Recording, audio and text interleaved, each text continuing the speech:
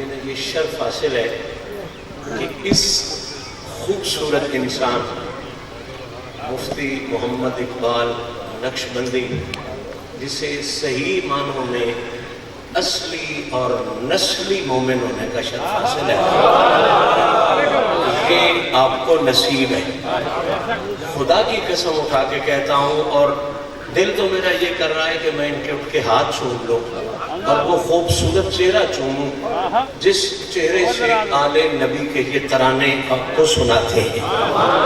اللہ ان کو عزتیں عطا فرمائے، بلندیاں عطا فرمائے۔ اس قحط الرجال میں جبکہ سازشیوں کی سازش کی وجہ سے ہمارے ممبر و محراب اغوا ہو چکے ہیں اور ان لوگوں کے ہاتھوں میں جا چکے ہیں کہ جنہیں بدبختی اور بد نسلی کی وجہ سے نہ ذکر نبی صحیح معنوں میں اچھا لگتا ہے، نہ ذکر علی صحیح معنوں میں اچھا لگتا ہے۔ اس قحط الرجال میں ایسے شخص کا پایا جانا یقیناً آپ پر غزالی زمان کی مہربانی ہے، پیر عبداللہ شاہ صاحب بنگالی شریف والے کی مہربانی ہے، اور یہ جو بزرگان ملتان گزرے ہیں یہ صوفیاء کی مہربانی ہے۔ یہ جو درویش آپ میں بیٹھا ہے اس کی قدر کرو۔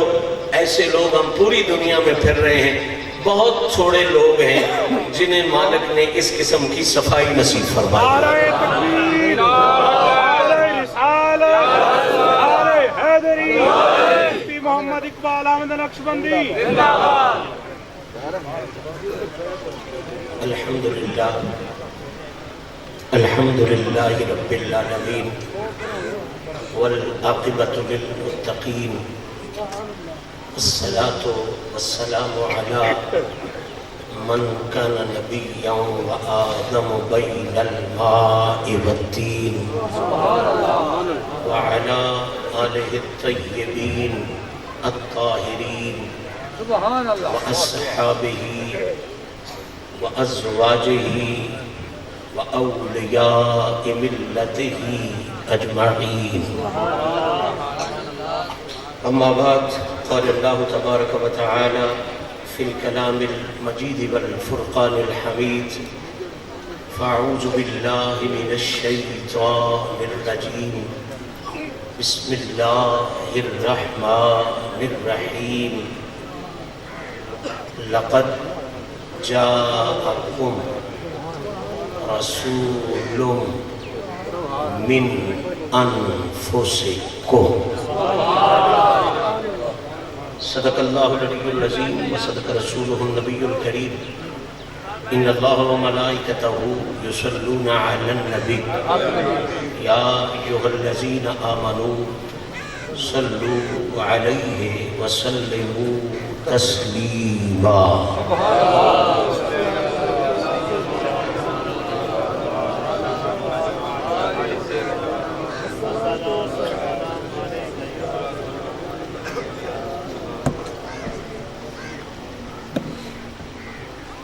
لفظ میں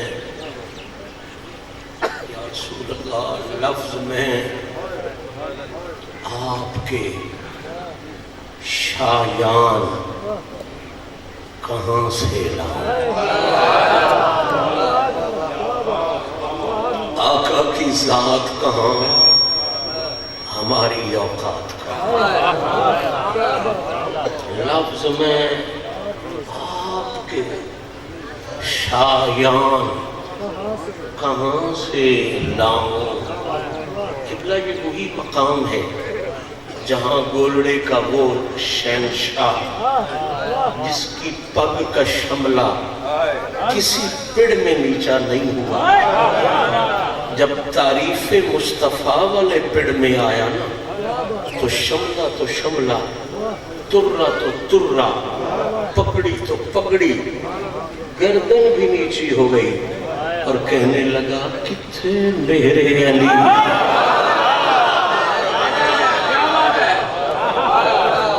کتھے میرے علی، کتھے تیری ثنا۔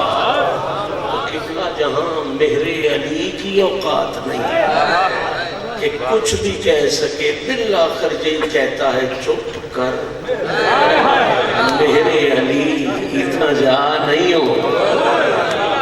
وہ جس کا بولنا کبھی بند نہیں ہوتا تھا، بڑے سازشیوں نے چاہا کہ مہر علی کی زبان کو بند کریں.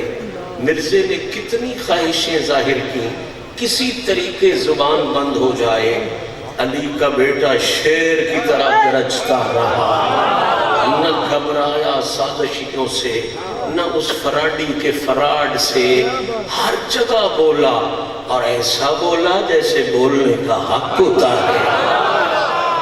وہ جو بولنے کا حق ادا کرنے والا بولتا تھا, ذرا سوچ کس میدان میں آج میں اور تو آئے بیٹھے ہیں. وہ جو اتنا کمال کا بولتا تھا, جب حضور کی بارگاہ میں تعریف کے لیے آیا تو کہتا ہے چپ کر میرے علی, اتنا جا نہیں ہو بولن دی, اتنا جا نہیں ہو. تو جب ایسی بڑی ہستیاں اس جگہ پہ آ کے کہیں کہ کتھے میرے علی, کتھے تیری ثنا, وہاں میری یہ اوقات ہے, آپ کی یہ حیثیت ہے کہ ہم حضور کے ذکر کے حوالے سے کوئی کارنامہ سر انجام دے جائیں. قسم بخدا نہ یہ ممکن تھا, نہ یہ ممکن ہے, نہ یہ ممکن ہو سکتا ہے. ہم تو صرف جو محفلیں سجاتے ہیں نا, وہ بقول حسان بن ثابت اس لیے نہیں تعریف کرتے کہ حضور کی عزت میں اضافہ ہو, ہم تو اس لیے تعریف کرتے ہیں کہ ہماری عزت میں اضافہ ہو. بہت یقین ہے, ہمیں اسلاف نے بتایا ہے کہ پوری کائنات بھی مل جائے تو میرے نبی کی تعریف کا ایک جز بھی مکمل نہیں کر سکتا, کیونکہ تعریف کرنے کے لیے حقیقت کو جاننا ضروری ہوتا ہے. اور مصطفیٰ کریم کی حقیقت وہ ہے کہ تاجدار صداقت سیدنا صدیق اکبر کو سامنے بٹھا کے کہا تھا, وہ جو ثانی میں بھی آتا ہے, وہ صدیق جو اس نین میں بھی شامل ہے, جو اس غما میں بھی شامل ہے, جو صاحب ہی میں بھی شامل ہے. جو نہ پڑھا ہوا بندہ ہے وہ میرے اشارے سمجھے گا. ان میں سے ایک لفظ بھی ایسا نہیں جو اکیلے کے لیے بولا جائے. ثانی بھی تب بولا جاتا ہے جب ایک کے ساتھ دوسرا ہو, اس نین بھی تب بولا جاتا ہے جب ایک کے ساتھ دوسرا ہو. غما بھی نقشبندی سب تب بولا جاتا ہے جب ایک کے ساتھ دوسرا ہو. یقولو بھی تب بولا جاتا ہے جب ایک کے ساتھ دوسرا ہو. غما بھی تب بولا جاتا ہے جب ایک کے ساتھ دوسرا. وہ جو اتنا نبی کے ساتھ تھا, اتنا نبی کے ساتھ تھا کہ ایک آیت میں ایک رات میں خدا نے اس کا نبی کے ساتھ ہونا 7 دفعہ بیان کیا. وہ جو اتنی سنگت والا تھا, اس سنگت والے کو سامنے بٹھا کے میرے نبی نے کہا, صدیق بلا شبہ تو میرا بڑا سنگی, بڑا ساتھی, یہاں کا بھی, وہاں کا بھی, اور وہاں کا بھی ساتھی. تو ہر جگہ ساتھی ہے, لیکن یہ سارا ساتھ اپنی جگہ پر. یہ یاد رکھنا, لم یعرفنی حقیقتاً غیر ربی, میری حقیقت کو میرے رب کے سوا کوئی جان ہی نہیں سکتا.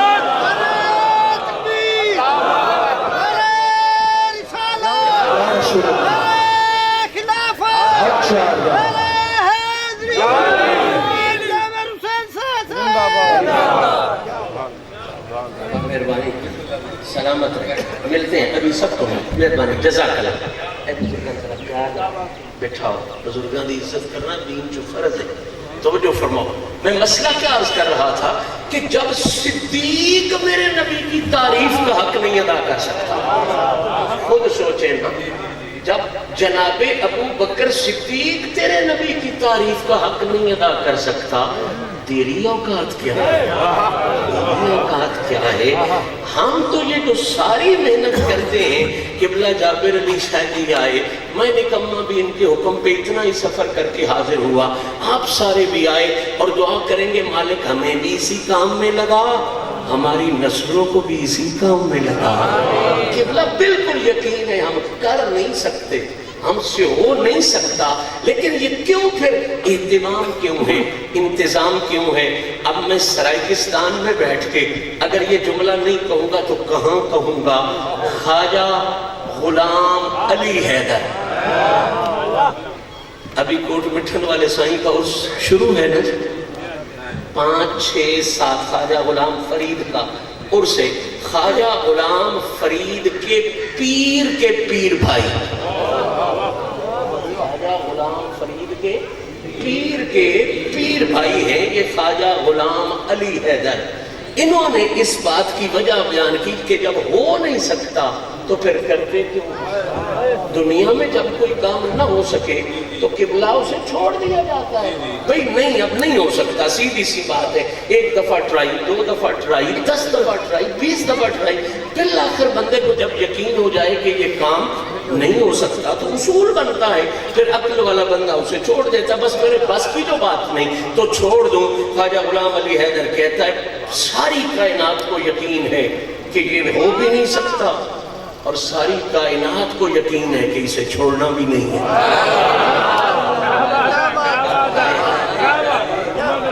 ساری کائنات کو یقین ہے کہ حضور کے ذکر کا حق ادا بھی نہیں ہو سکتا اور ساری کائنات کو اس بات کا بھی یقین ہے کہ اسے چھوڑنا بھی، تو پھر بابا بتا پھر کیوں کرتے ہیں؟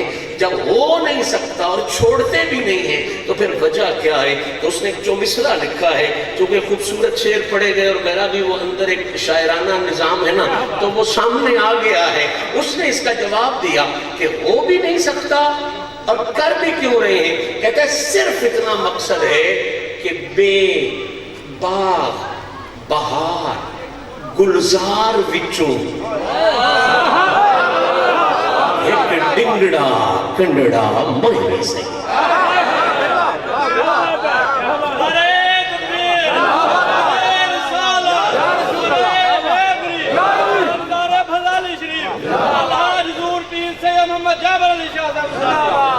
بس مقصد صرف اتنا ہے، یقین ہے نہیں ہو سکتا، صرف اتنا مقصد ہے کہ بس بے باغ بہار گلزار وچوں ایک ڈنگڑا کنڈڑا میں بھی صحیح یا رسول اللہ تیرے اٹھاں گھوڑیاں مجھیں وچوں ایک بھیڑ دا جندڑا میں بھی صحیح،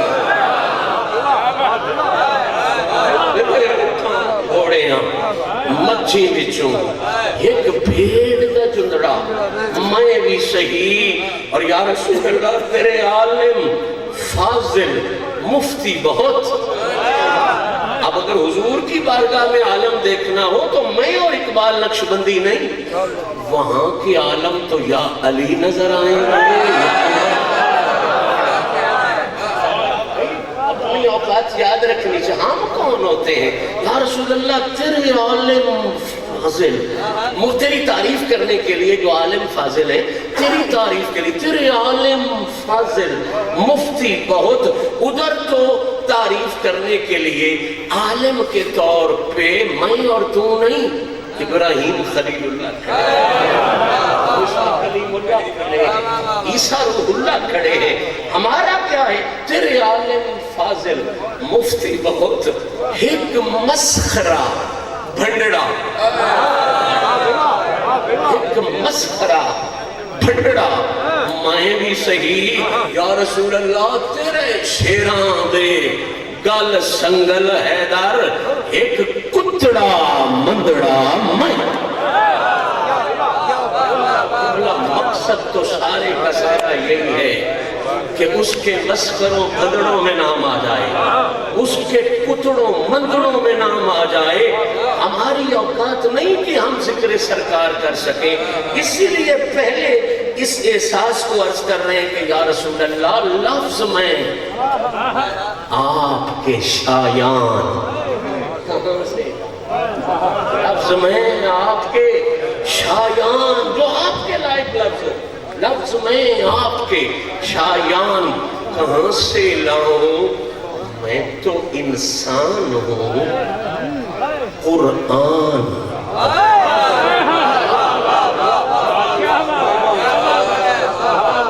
میں تو انسان ہوں۔ وہ ایک لیول دے دیا کہ تعریف مصطفیٰ کے لیے کم از کم لیول یہ ہے۔ اب میرے کم از کم کا آپ نے اندازہ نہیں کیا، میں کس کو کم از کم لیول کہہ رہا ہوں؟ تعریف مصطفیٰ کا حق ادا کرنے کے لیے کم از کم لفظ یہ ہے، لیول یہ ہے کہ لفظ قرآن جیسے ہوں۔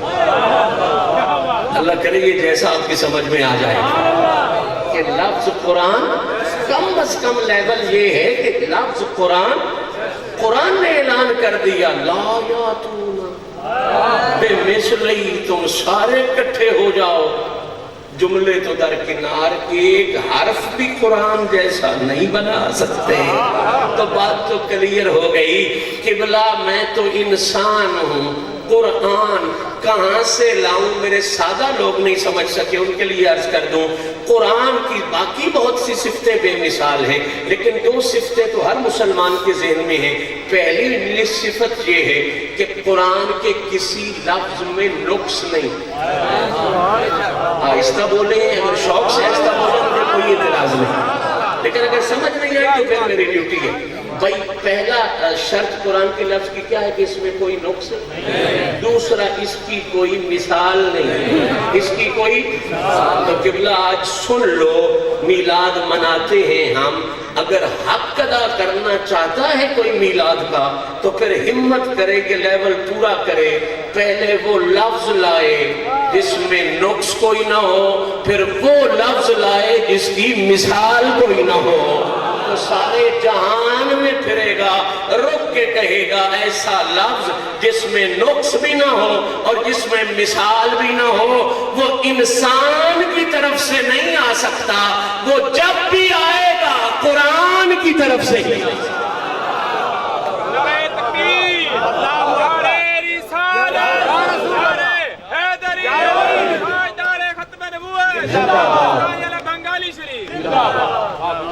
لفظ میں آپ کے شایان کہاں سے لاؤں؟ میں تو انسان ہوں، قرآن بولیے قرآن۔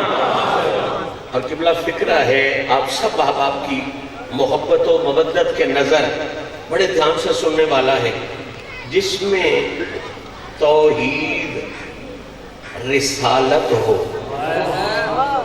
ولایت بھی ہو، میں ترتیب سے جس میں توحید و رسالت ہو، ولایت بھی ہو، اس سے بہتر کوئی عنوان کہاں؟ اس سے بہتر کوئی عنوان، وہ مجھے عنوان دینے لگے نا تو میں نے کہا حضرت کی خدمت میں عرض کر دوں قبلہ، جس میں توحید اور رسالت ہو، ولایت بھی ہو، اس سے بہتر کوئی عنوان کہاں سے لاؤں؟ اور انہوں نے یقیناً یہ میرے لیے بڑے اعزاز کی بات کی جو میرا اعلان کیا، لیکن بحمداللہ فخر ہے اگر اس کسی بات پر زندگی میں تو وہ صرف اسی بات پر ہے کہ مدح پنج تن کے سبب لوگ مجھے جانتے ہیں، مدح پنج تن کے سبب لوگ مجھے جانتے ہیں۔ قبلہ پاکستان نے ساری دنیا کو چیلنج کر کے کہہ رہا ہوں، مدح پنج تن کے سبب لوگ مجھے جانتے ہیں۔ اور بھائیو سوچ کے مجھے بتاؤ، مدح پنج تن کے سبب لوگ مجھے جانتے ہیں، اس سے بہتر کوئی پہچان کہاں سے؟ نعرہ تکبیر، نعرہ رسالت، نعرہ رسالت، عظمت مصطفیٰ۔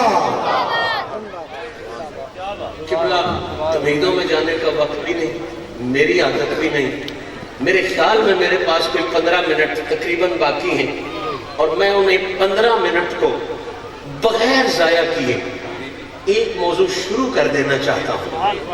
تکبیر تو ظاہری بات ہے، ایسی باتوں کی بہت جلدی نہیں ہوتی، لیکن اگر شروع ہو گیا تو کم از کم آپ کا ذہن ایسے تیار ہو جائے گا کہ پھر آپ بھری دنیا میں جا کے کہہ سکیں گے نہ حضور کی ذات کی کوئی مثال ہے، نہ کائنات میں حضور کی اصل کی کوئی مثال ہے، نہ کائنات میں حضور کی کوئی نسل کی مثال۔ آج محفل پاک کا عنوان کیا ہے؟ میلاد مصطفیٰ۔ کیا ہے جی؟ الحمدللہ مہینہ سوا ہو گیا، آپ روزانہ محفل اٹینڈ کرتے ہو، سلامتیاں ان لوگوں کو جو ان محفلوں میں جاتے ہیں۔ 3 منٹ کی محنت ہے، آگے آسانی ہے۔ میلاد پاک جہاں بھی ہو، اب میں 7 گھنٹے کا سفر، حضرت میرے خیال میں 10 گھنٹے کا سفر کر کے آئے، بنگالی شریف، سرگودا، اٹک، ملتان، جتنا دور بھی چلے جاؤ، میلاد کا بنیادی تعارف یہ ہے کہ میلاد ہے حضور کی تعریف کا نام۔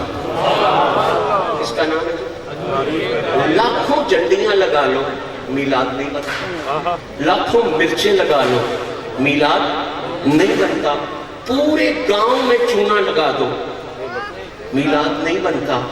2 بندے ایک کونے میں بیٹھ کے زہرا پاک کے بابا کی عزت کا تذکرہ کریں، حضور کی آمد کی عزت کا تذکرہ کریں، وہ 2 بندوں کا بیٹھنا فرش پہ بھی میلاد گنا جائے گا، عرش پہ بھی میلاد گنا جائے گا۔ سیدھی سی بات ہے، میں سادہ کر رہا ہوں، ورنہ اس پر بڑی بات کر سکتا ہوں بڑے حوالوں سے، لیکن میں سادہ کر رہا ہوں، ہر بندے تک بات پہنچے۔ تو پہلی بات کیا ہو گئی؟ یہ بات کلیئر ہو گئی کہ میلاد پاک جہاں بھی ہو، جب بھی ہو، جو بھی کرے، میلاد نام ہے حضور کی تعریف کا۔ ایک دفعہ کہہ لیں، میلاد نام ہے حضور کی، صرف 3 منٹ کی محنت، آگے میرا موضوع شروع ہو جائے گا۔ میلاد نام ہے حضور کی۔ اچھا، اگلا فقرہ سنیں اور بڑے دھیان سے سنیں، یہ وہ سبق ہے جو ادھر سے سن کے ادھر سے نکالنے والا نہیں، صرف سبحان اللہ سے کام چلنے والا نہیں، اس کو سینے میں لکھ کے آپ نے لے جانا ہے، سادات کا لنگر سمجھ کے لے جائیں، میلاد کا تحفہ سمجھ کے لے جائیں۔ میلاد نام ہے حضور کی، ماشاءاللہ۔ اب اگلا فقرہ، صاحبان زبان میرے سامنے بیٹھے، تعریف کسی کی بھی اس وقت تک شروع ہی نہیں ہو سکتی جب تک اس کا تعارف نہ کرایا جائے۔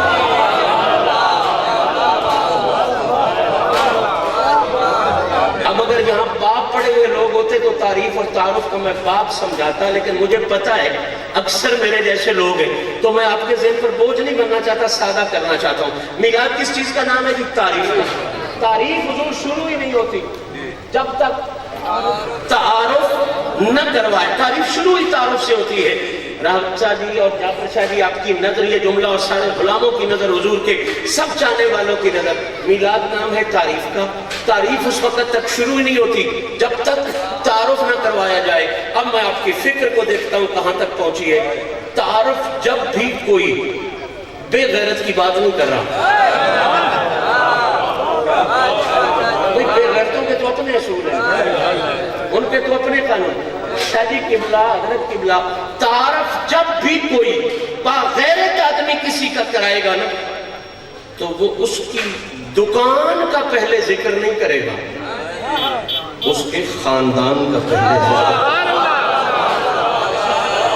میں حضرت اس کے بعد نہ بھی پڑھوں تو میرا میسج پہنچ گیا۔ بھائی تعارف جب بھی کوئی باغیرت کسی کا کرائے گا تو وہ یہ نہیں کہے گا کہ اس کی وہ بڑی دکان، وہ بڑی مل، پہلے بتائے گا اس کا باپ کون تھا، اس کی ماں کون تھا، اس کا دادا کون تھا۔ تعارف شروع کرتے ہیں تو دکان سے نہیں،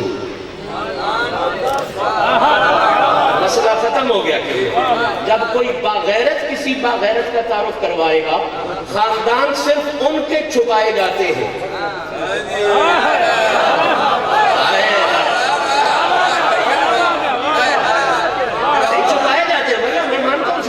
لیکن وہاں مسئلہ ہوتا ہے، تب چھپائے جاتے ہیں۔ خاندان ان کے چھپائے جاتے ہیں جن کی ماؤں کا کردار ٹھیک نہ ہو یا آبا کا کردار ٹھیک نہ ہو۔ باغیرت جب کسی باغیرت کا تعارف کروائے گا، دکان سے نہیں، خاندان سے شروع کرے گا۔ آج کے بعد اگر کوئی میلاد کی محفل میں آنے والا مولوی، محمد کا میلاد کی محفل میں آنے والا مولوی، اگر خاندان کے بغیر میلاد شروع کر دے،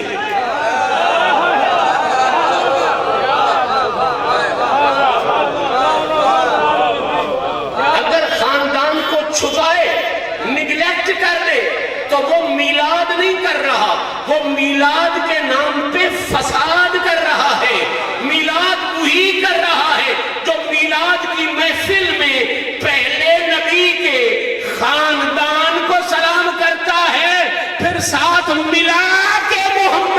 آمد کی شان.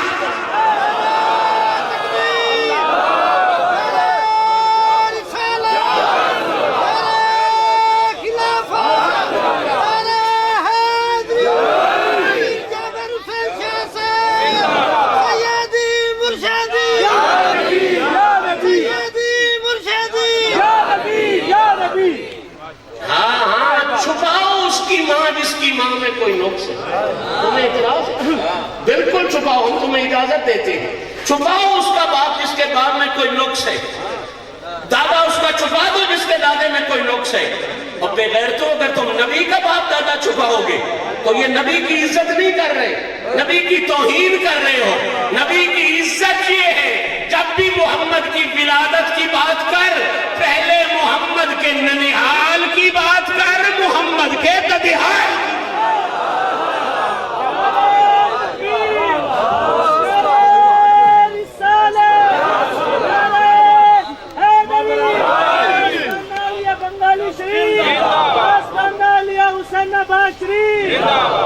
بات ذہن میں آ رہی ہے کہ نہیں؟ میں سیدہ حلیمہ پاک کے قدموں پہ قربان, ان کے قدموں کے نیچے آنے والی دھول پر بھی قربان, خدا کی قسم قربان. لیکن دعوت فکر دینا تو میرا حق ہے کہ محمد کو پالنے والی 2 سال اگر دائی اتنی اونچی ہے,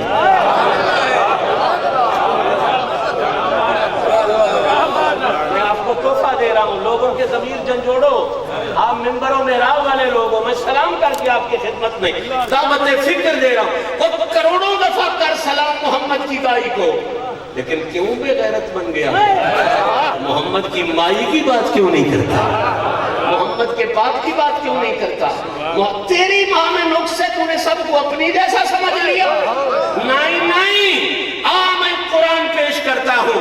اللہ نے جو میلاد کا طریقہ حضور قرآن میں رکھا ہے, اللہ نے طریقہ یہ رکھا ہے کہ محمد کی آمد کو بیان کرتے ہوئے رب نے پہلے محمد کے خاندان کو رکھا ہے, بعد میں ملا کے محمد کی شان.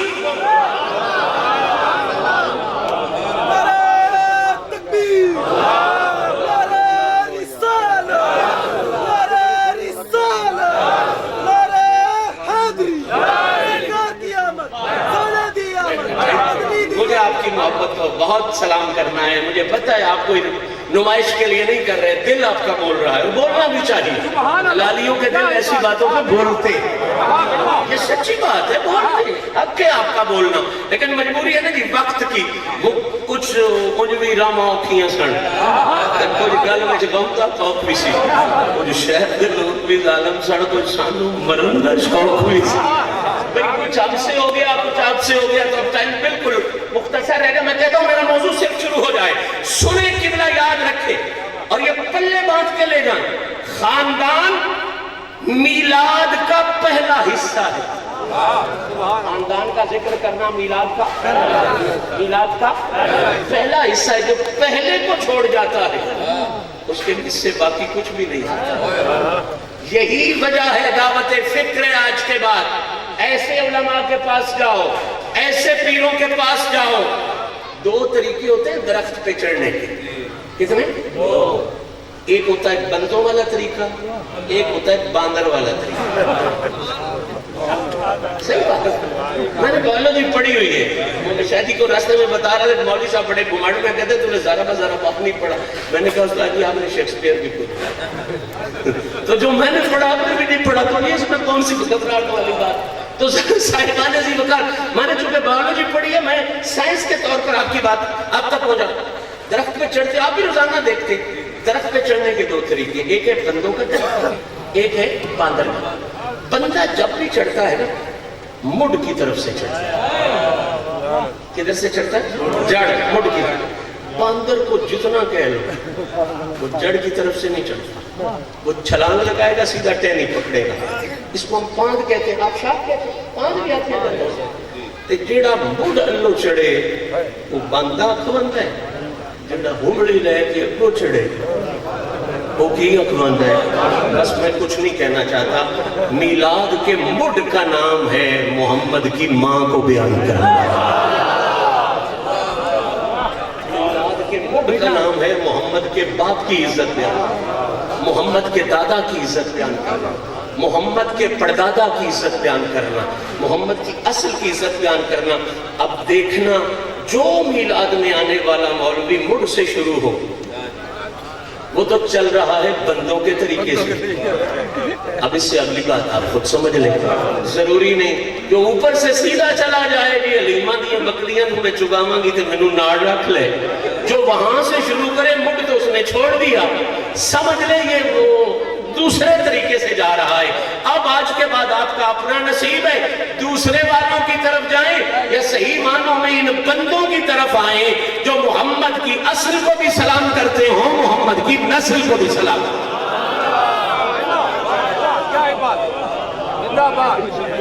मैं कह रहा हूँ ये तरीका खुद खुदा ने इख्तियार फरमाया। अब ये बात तो आपको अक्सर नक्शबंदी साहब भी बताते होंगे कि पूरी कायनात में निजाम दो ही चल रहे हैं, एक है रहमानी निजाम, एक है शैतानी निजाम। एक है रहमान का तरीका, एक है जो रहमान का तरीका होता है वो शैतान का नहीं होता, और जो शैतान का होता है वो रहमानी तरीका। मैं आपको मिलाद का बता देता हूं, जो वो ना हुआ समझ लें वो कोई और तरीका है। रहमानी तरीका ये है, सूरह तौबा है, आयत के पहले 5 लफ्ज मैंने पढ़े हैं, लक़द जाअकुम रसूलुम मिन अनफुसिकुम अज़ीज़ुन अलैहि मा अनित्तुम।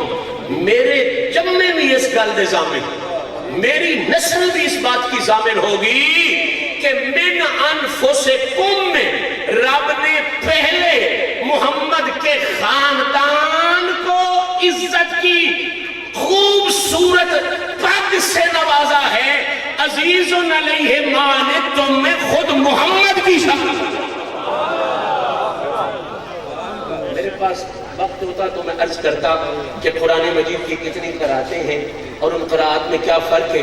अब सिर्फ इतना सुन लें, अल्लाह फरमा रहा, कारी साहब से पूछ लें, लक़द जाअकुम रसूलुम मिन अनफुसिकुम। ये लफ्ज़ किसके हैं? कुरान। आहिस्ता बोलें, किसके हैं? किसके हैं? अब जाहिर बात है कुरान अरबी ज़बान में है, और सिर्फ अरबी जानने से कुरान नहीं समझता, सिर्फ अरबी जानने से कुरान। जब तक मोहम्मद के सहाबा या मोहम्मद की अहले बैत से कुरान की तफसीर न ली जाए। किसी का दिल हो मैं अरबी जानता हूँ, मैं कुरान समझ जाऊंगा, उसको तो अलिफ लाम भी नहीं आएगा, खाफा या इंसान कहां से लाएगा? बहुत से मफाहिम ऐसे हैं जो उसके ज़हन में नहीं आ सकते। तो कुरान सिर्फ अरबी से नहीं आता, ये बात याद रख लें। कुरान अरबी भी हो और साथ में सहाबा और अहले बैत की खैरात भी हो, तब समझ में आता है। मेरे पास लंबी बात का वक्त नहीं। लक़द जाअकुम रसूलुम मिन अनफुसिकुम की सारी तफसीरों को सलाम। जो तफसीर अब्दुल्लाह इब्न अब्बास से आई उसे भी सलाम, अब्दुल्लाह इब्न मसूद से आई उसे भी सलाम, जो जनाब अली अनस बिन मालिक से आई उसे भी सलाम। आज चूंकि सईदों का डेरा और बात खानदान की छिड़ी है, इजाजत दें आज मैं मिन अनफुसिकुम की वो तफसीर ना अब तक पहुंचाऊं, वो न पहुंचाऊं। सुनना मेरे को के आगे मैं लफ्ज क्या कहने वाला हूं, वो न पहुंचाऊं जो खुद मोहम्मद के वजूद के टुकड़े जनाब सैयदा फातिमतुज़ ज़हरा से कायनात है। किसी में हिम्मत जुर्रत तो ध्यान से सुने भाई, मैं मिन अनफुसिकुम की क़िबला नक्शबंदी साहब सिर्फ वो तफसीर अर्ज कर रहा हूं जो मेरी आका ज़ादी ने, जो सैयदा तय्यबा ताहिरा सैयदा फातिमतुज़ ज़हरा सलामुल्लाहि अलैहा ने कुरान मजीद के इन लफ्जों की तफसीर फरमाई। मुझे 5 तो वो बातें बयान कर रहे थे ना जो हजरत के आल शामिल है, उन 5 में तो आज का अब्दुल्ला शाह भी शामिल है। वो जो 5 आपने बयान किए उनमें तो ये भी शामिल है। अल्हम्दुलिल्लाह ये निकम्मा आपका भाई भी उन 5 में शामिल है, राहत शाह जी भी शामिल है, बाकी भी जो सादात हैं अजहर साहब बैठे ये भी सारे शामिल हैं। उन 5 में तो सारे शामिल हैं। कभी अलहदा मिलना या किसी खास महफिल में मिलना, कि 5 में तो आज का सैयद शामिल है। ज़हरा कितनी सिफ्तों में मोहम्मद के साथ, میں عرض کروں گا، ضرور کروں گا، لیکن آج میرے پاس وقت نہیں ہے تفصیلات میں جانے کا.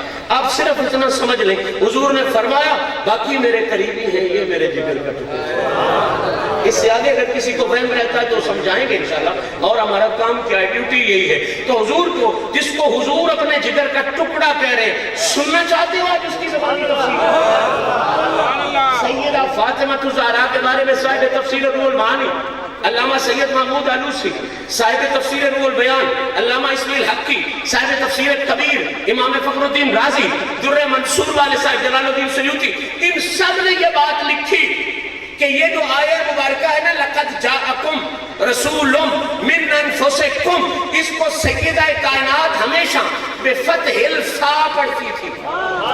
مفتی صاحب کو مزہ آ گیا، اب بادشاہ صاحب کو مزہ آ گیا، مخدوم صاحب کو اور حضرت کو مزہ آ گیا، لیکن بات ابھی آپ تک نہیں پہنچی. آپ کے لیے سادہ کروں. فرماتے ہیں اس آیہ مبارکہ کی جو تفسیر بی بی سین فرماتی تھی، جو سیدہ فاطمہ الزہرا فرماتی تھی، وہ یہ تھی کہ سیدہ کہتی تھی من انفسکم میں بفتح الفا، رب تعالیٰ نے یہ اعلان کیا ہے کہ لوگوں تحقیق تمہارے پاس میرا وہ رسول آ گیا ہے. اب ضائع نہیں کرنا، میری پوری تقریر کا نچوڑ ہے. میرے پاس وہ تمہارے پاس میرا وہ شاندار رسول آ گیا ہے من انفسکم بفتح الفا، جس کی شان یہ ہے کہ وہ صرف خود نفیس نہیں،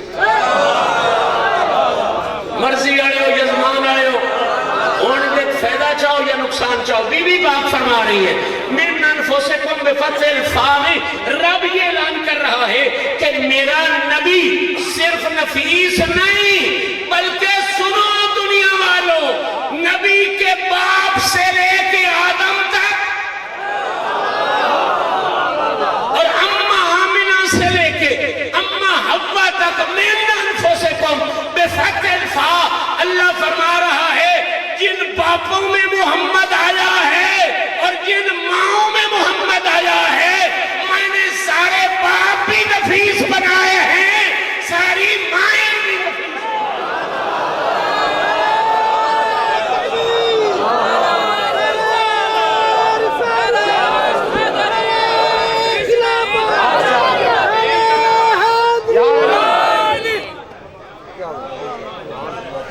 اللہ آپ کو سلامتی دے.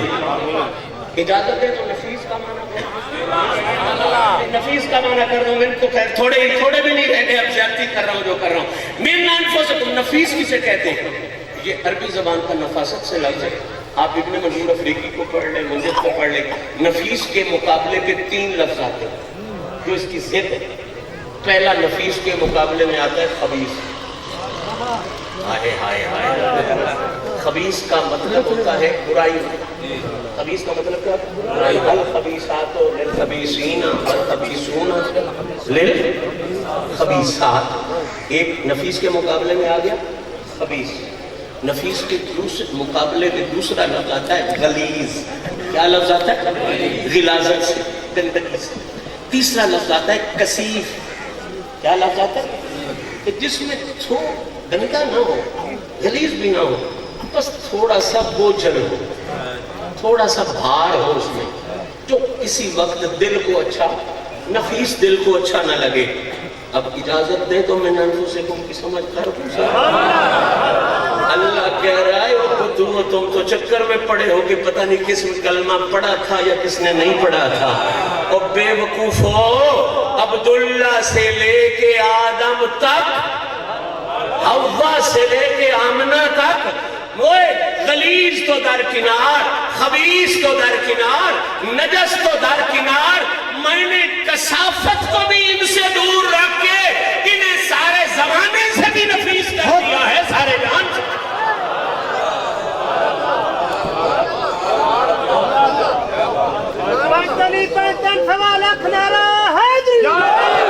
آخری فکرہ میری تقریر کا انشاءاللہ جی، اگر یہ مضمون پڑھنا ہے تو کم از کم 10 سال کا ٹائم ہے. 1 سال نہ یہ میں نانفوں سے کہوں گا کم از کم اتنا. اللہ ان کو بھی سیف دے، ہمیں بھی سیف دے. اور کرنا ہم نے کیا، اللہ ہم سے کچھ بھی اور نہ کروا، بس مت ہے پانی تان کے ساتھ. ہاں توجہ کے ساتھ جملہ عرض کرنا چاہتا ہوں. اب اب سوال یہ پیدا ہوتا ہے کہ یا اللہ تو قادر مطلق تو ہے، تو نے یہ کیوں کیا کہ جتنے وجود باپ کے طور پہ آئے آدم سے لے کے عبداللہ تک انہیں بھی نفیس بنائے، جتنی مائیں محمد کی بنی آمنہ سے لے کے حوا تک انہیں بھی نفیس بنائے، وجہ کیا ہے؟ اجازت دیں تو وجہ ایک منٹ میں سمجھ آ جائے گی، مسئلہ حل ہو جائے گا، ہمیشہ کے لیے دل میں ٹھک جائے گی بات۔ اللہ تعالیٰ آپ کی گائیں سلامت رکھے، میں بڑا خوش ہوں، میں بھی ذمہ دار ہوں، ہمارے ہاں زیادہ ہم پیسے رکھتے ہیں، گائیں کم رکھتے ہیں، وہ میں نے پوچھنا ہے کہ ادھر گائیں کیوں زیادہ رکھتے ہیں، وہ پوچھوں گا اکرام صاحب سے دوسرا گائے ہو پیسے ہوں، ہمارے گھروں میں دودھ دھو کے لایا جاتا ہے، اس میں پھر مدانی ڈالی جاتی ہے، ہم لنگروں میں تو ڈالی جاتی ہے، آپ شاید بیچ دیتے ہوں گے، مدانی ڈالی جاتی ہے، گھی نکالا جاتا ہے، لسی نکالی جاتی ہے، جانتے ہو نا جی ساری باتیں، اور جٹاؤں جانتے ہو نا، او مدانی کرتی بھی ہے نا، دودھ کڑے ہوتا ہے تو پھر کچا پائی دا بیچتے بعد اس صبح بیڑے پائی دیئے دیکھتے ہو کہ دینا ہوتا نام کی مدانی، پر کی مدانی اب آگئی، پہلے وہ لکڑی کی ہوتی تھی۔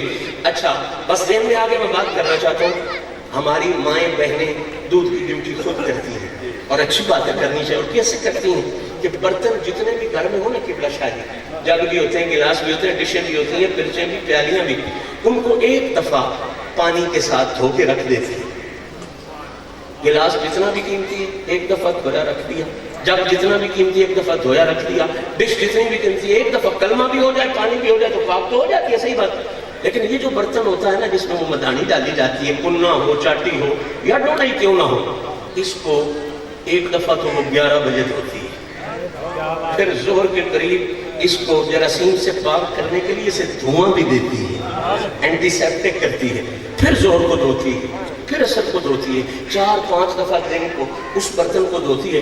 بڈھی اماں سے پوچھو، اماں گلاس ایک دفعہ، جگ ایک دفعہ، ڈش ایک دفعہ،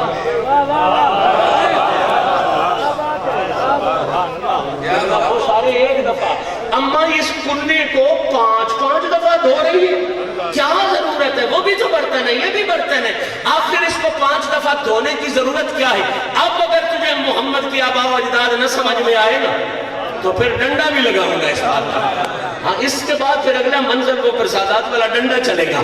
سن اماں سارے برتن کلمے سے دھوئے، ایک دفعہ دھو دیے ختم، اور اس کو 5-5 مرتبہ دھو رہی ہے، تو بوڑھی اماں مسکرا کے کہے گی بیٹا اصل میں وجہ یہ ہے اس کو میں نے دوسروں سب برتنوں سے زیادہ صاف کرنا ہے۔ اماں کیوں؟ بیٹا اس میں میں نے خدا کا نور ڈال دیا۔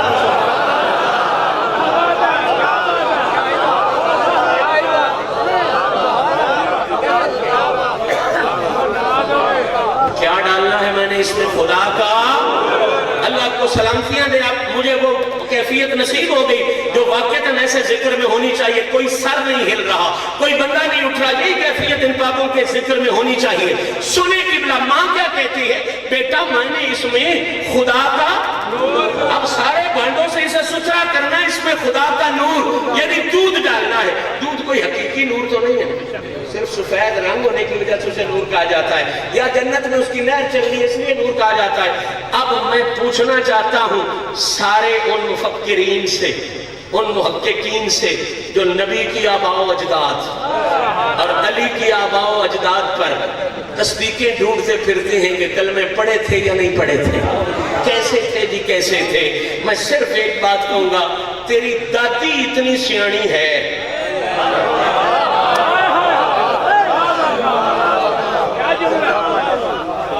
تیری دادی اتنی سیانی ہے کہ جس برتن میں اس میں نور ڈالنا ہو اسے کسی قیمت کے پلیت نہیں رہنے دیتی۔ خدا کو کیا سمجھا ہے؟ جن وجودوں میں اس نے نبی کا نور رکھنا تھا، علی کا نور رکھنا تھا، حسن کا نور رکھنا تھا، حسین کا نور رکھنا تھا، بھلا اس نے ناپاک رہنے دیا ہوگا؟ بے غیرت نہ مان، آج کے بعد یا دادی کو سیانا مان اور خدا کی دانائی کا انکار کر، اور اگر خدا سب سے بڑا دانا ہے تو تیری دادی نور کے لیے برتن پاک رکھتی ہے، تو جن جن وجودوں میں اللہ نے نبی اور علی کا نور رکھا ہے وہ وجود